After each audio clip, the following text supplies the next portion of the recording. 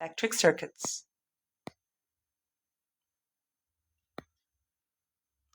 First of all, I need you to go through all of those components and know exactly how they look. And we're going to discuss most of them and their applications in a few seconds. So please pause the video, go over them. You need to know them all.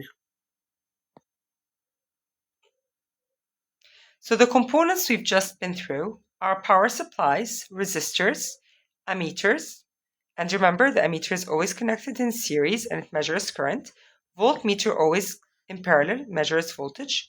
A switch just opens and closes a circuit. A relay uses a small current to switch onto a larger current. A transformer does a step up and a step down either to current or to voltage. A fuse, we have it in all our houses and all our appliances. It makes sure that if current passes a certain limit, the fuse disconnects to stop the current from passing and not destroying our appliance or causing any harm. A thermistor, as temperature increases, the resistance of the thermistor decreases and vice versa. Light-dependent resistor, as the light intensity increases, the resistance of the LDR decreases, allowing current to pass through. Diode, it's a component that only allows a current in one direction. Current in a series circuit. In a series circuit, the current is the same value at any point. So if I measure the current here, here, here, here, or here, it will be exactly the same. Factors affecting current in a series circuit. If I increase the voltage of the power source, then more current will pass through. If I increase the number of components in the circuit, it will increase the total resistance, so the current will become less. In a parallel circuit, the current splits along each branch at a junction. Some of it goes down one branch and the rest goes to the other. This means that the current from a source is larger than the current in each branch. Lighting circuits are constructed in parallel because bulbs will have the same potential difference and same brightness, and if one bulb breaks in one of the rooms, the other bulbs will work normally. So for example, if this is the circuit, this is a bulb, this is another bulb, and this is my current flowing. Let's say I have 6 ampere. Then 3 amperes will go here and 3 amperes will go there. If this bulb gets destroyed, then all the 6 amperes will just pass here and go back normally.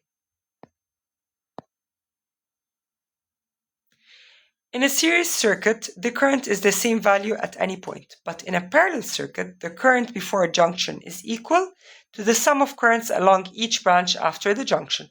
So as you can see, the current here was total current, and then it got split into R1, R2, and R3. When it goes back, they add up together to go back to giving the total current. Example, in the circuit below, ammeter A note shows a reading of 10 ampere, and then ammeter A1 shows a reading of 6 ampere. So this one is 10 amperes, and this one is 6 amperes, okay? What is the reading of ammeter A2? We said that when the current passes through, it splits. If this one is 6, then how much is left in the other one? Exactly, 4 amperes. Let's talk now about the potential difference and the electromotive force. As you can see, to find the total EMF in a series circuit, you simply need to add them together to find the total EMF. However, in a parallel circuit, the voltage, so let me show it to you easily. If I have 6 volts here, the voltage does not change in any component. Oh God, here we go. So if I have 6 volts here, this is also 6 volt, this is also 6 volt. So in parallel, the voltage stays the same. What if I have a third one here with 2 bulbs? No, then each one will get 3 volts. Okay, I hope this made it easier. So in parallel, the voltage stays the same. It doesn't split, it doesn't change. But in series, the voltage splits.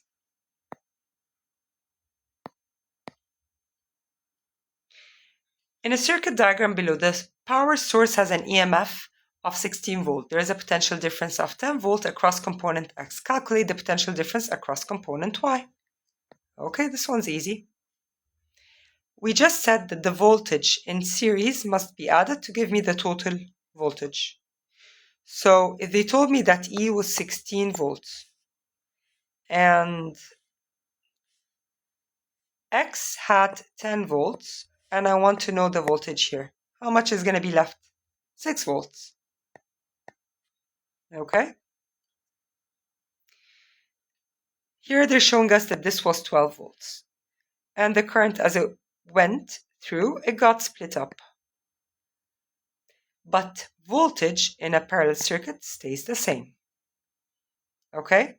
So the current in a parallel circuit will split and voltage will stay the same. Vice versa, if it was a series circuit, current stays the same and the voltage splits up. Now let's talk about the resistance. If I'm in a series circuit, I'll simply add the resistors together. But if I'm in a parallel circuit, the equation is that I'm going to put 1 over R total is equal to 1 over R1 plus 1 over R2.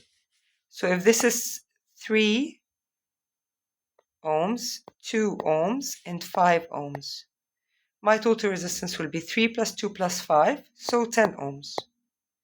What if I had parallel resistors?